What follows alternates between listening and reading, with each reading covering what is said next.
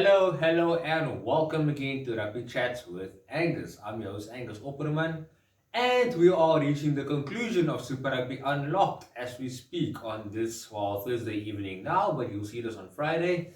And I'm going to look back at the good, the bad, and the ugly of Super Rugby Unlocked.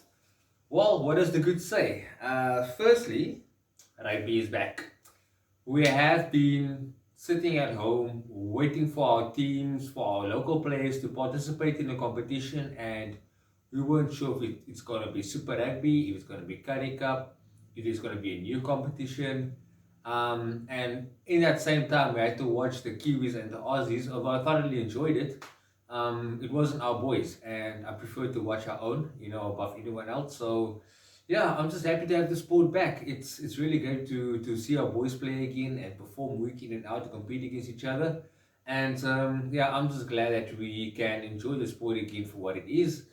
And the second thing is the new talent we see. Guys we didn't expect to actually be in the mix, especially on our sevens players. We look at a Kirkley Ardenser, an Angelo Davids. Stedman Khan's got an excellent opportunity with the Bulls. He is a Bulls contracted player as well as sevens, but um, we saw how good Stedman Khan is at outside centre. It's something I never saw before, at least not in the senior level. I always saw him at the junior level playing at outside centre, but now I can see what a quality the guy is. And I think it bodes well for our teams going forward, our national team. If we can get these youngsters in the competition, because let's be real, this is like a trial sort of base we have now amongst ourselves. And come the British Lions tour, we know what we have in these players and what they can bring to the table. And if the need is there for them to use or to bring them into the system, we know what their capabilities are, and they should you know, be able to make the step up. If they are good enough, obviously. The third one is to see our top box as well back in action. Like normally when the local competition is on, except for Super Rugby, obviously, which we are watching now, but let's face it, it's actually a Curry Cup season. Um, Normally in a Curry Cup competition, sorry, we tend to see not our top Springboks since 2014. And yeah, it's quite good to see these guys back, in a competition that actually has been said to be watered down for the last 6 odd years. And I'm just glad that we can see these guys back in action again. It's a good to see Dwayne Vermeulen, guys like Steven Kitshoff and a Frans Malherbe and a Bongi. All these top guys and Elton Yankees week in and out for their teams and not having playing in Japan for the off season. Although Marcus Wole is at Red Hurricanes, but that's just an isolated player, obviously, and as well as Carl Smith. Sorry. But the majority of our top Springboks are in the country and they're participating in a local competition, and I feel that's great. So that's the good for Super Rugby Unlocked. The bad is quite an obvious one. We have no crowds. Now, I'm a big fan of going to the stadium. I honestly love the match day experience. I love the drive to the stadium, getting the boerewors roll beforehand, getting a nice cold beer, socializing with the people around, and meeting new people as well. Seeing the team bus arrive and greeting the players, waving at them, experience the buzz, the music. Unfortunately, all of that is not there at the moment. And although we should be very thankful that the sport back, I just can't see why we can have a nightclub open, why can we have a bar open, why can we have a restaurant open, which are mostly enclosed spaces, by the way.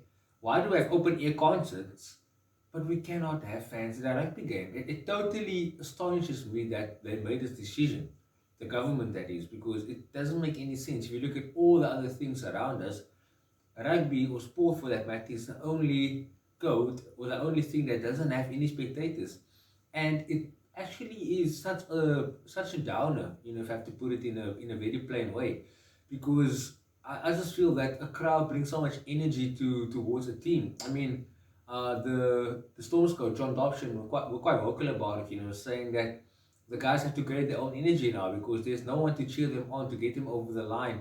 And I mean, I'm part of the Newlands faithful. I'm not gonna hide it, obviously, but just being there and just cheering the team on and making a noise with thousands other people in the stands and being part of an atmosphere that's totally electric. I miss it. I mean, I miss everything of going to the stadium, and I just can't seem to see why they don't allow crowds at the stadium.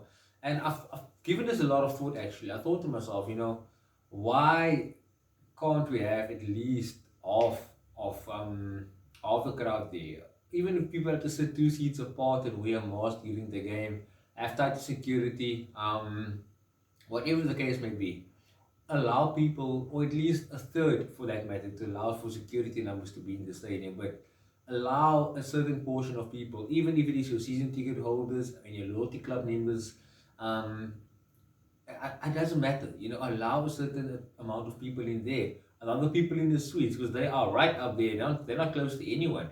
I mean, if we have to close the bottom rail of the seating so they don't come to any close contact with the players, but let the fans go to the stadium. I just can't see the logic why they can't go to the stadium. But hopefully, by the time the Currie Cup final come, we are allowed to go to the stadium. Obviously, the talk of a vaccine being 95 effective is out there, but when we're going to get it and when it's going to be rolled out is still a mystery. So I won't put my head on it to be soon, but one can be hopeful, right? And now, speaking of COVID, the ugly, that has been the story of that's been the story of the competition. And many question the integrity of the competition after a few games have been called off. But I hate to admit it, but one cannot deny the fact that the Bulls were deserved winners of the competition. Yes, they still have played the Pumas on Saturday if all goes ahead. But with all due respect to the Pumas, one can't see them, scoring 40 plus points against the Bulls and conceding none to deny them the title because the Stormers and the Sharks have been cancelled, not even a reschedule. I don't think there's time for it, that's why.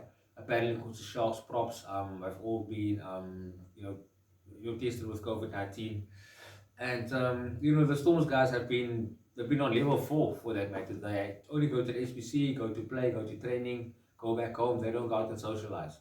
So I'm not sure how the other teams operate, but my boys they tend to follow the rules quite strictly. So now we get punished, but it's just the reality we are in now. The Lions and the Cheetahs got cancelled as well before. And the only thing that people are probably going to look back on is the what ifs and maybes because the Sharks and the Stormers still had a very much realistic chance of clinching the title.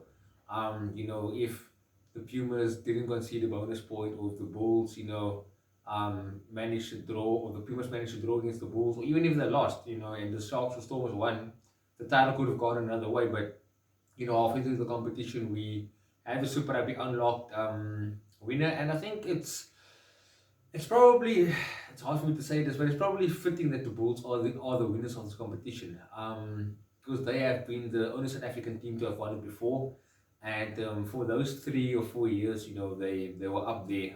They didn't win it in 2009, obviously, but they were still in that sort of championship time. For those times, the Bulls won it. They were dominant and they were the only ones to bring a title back to SA. Breaking the power of the New Zealanders back in the day, especially the Crusaders. So yeah, I guess it's probably fitting they have the title. But we still have a Currie Cup final to look forward to next year in January. I think it's the 22nd or 23rd. I'm not quite sure actually. But yeah, that's basically my good, bad, and ugly of the Super Rugby Unlock competition. We will have Currie Cup competition that's starting next week, and it's a big one. DHL Western Province up against the Vodacom Bulls at Newlands. It's a pity I can't go, but in another sense, I've never been to a game where the Western Province or the Stormers lost at Newlands. So it's probably a good thing I can't go because if the Bulls should manage to do the unthinkable, then I would have a bit of a red mark on my record list. So I don't want that either as well. But yeah, guys, it's been good talking to you. And yeah, I'm not gonna make promises again like I normally do. To say that I will be back next week. It's a little tough for me now. I'll be honest with you guys. Speech wise, I've gotten these braces and it's not been easy to cope with. You probably heard my speeches while it's slurring and I'm not talking quite fluently as I would love to, mainly because these buggers are quite painful, and yeah, they're not easy to talk with. So yeah, I'll do videos on a basis where I have time for one, because I've been at a busy schedule as well. And secondly, also, when I feel there's a really important issue to address or just to talk about, yeah, that's basically about it. But I will be doing more interviews soon. I'm not going to mention names with who. One of them is a former Springbok, eighth man. That's all I'm going to say. I'm not going to say any more than that. All I'm going to say. And also a Sharks player, former Sharks player. That's all I'm going to say as well. So yeah, that's one of them I can tell you now. But and also a couple of Sevens players lined up for the next couple of weeks. But the guys are quite busy with training, so it's just a case of when they are available. The same with the Springbok guy. I almost said his name now. But yeah, guys, thanks again for tuning in. It's always good talking to you. And thanks again for the support. If you enjoyed this video, do give me a thumbs up. And if you haven't subscribed as of yet, please do subscribe to my channel. I will appreciate it. I don't get any money for this anyway. I do it for the love of the game. So yeah, you guys keep well. Have a good weekend. Enjoy the last weekend of Super Rugby Unlocked. Good luck to the Bulls. Good luck to the Pumas. Good luck to the Cheetahs, as well as what they're playing again anyway. It's Cheetahs and gosh, now I forgot who they're playing. But in any case, good luck to all the teams playing this weekend. And I hope to see you guys soon for Curry Cup next week. Until then, adios, cheerios, bye bye.